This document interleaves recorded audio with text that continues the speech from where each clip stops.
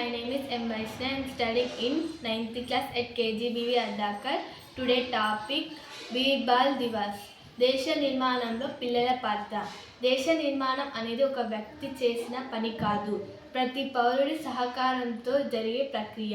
ఈ ప్రక్రియలో పిల్లల పాత్ర అత్యంత ముఖ్యమైనది, ఎందుకంటే వారే భవిష్యత్తు నాయకులు, దేశాన్ని ముందుకు నడిపించే శక్తి. విద్య ద్వారా జ్ఞాన సంపార్జన.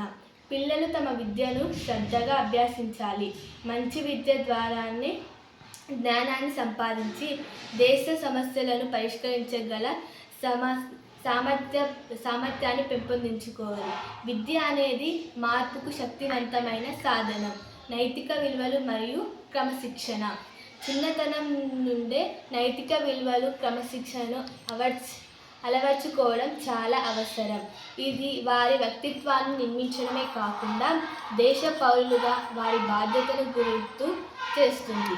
స్వామి వివేకానంద స్ఫూర్తితో వ్యక్తి నిర్మాణమే జాతీయ పునర్నిర్మాణానికి పునాది అని గుర్తుంచుకోవాలి. ముగింపు. పిల్లలు దేశీ భవిష్యత్తుకు పునాది. వారి సరైన మార్గంలో నడిపించి వారికి అవసరమైన విద్య,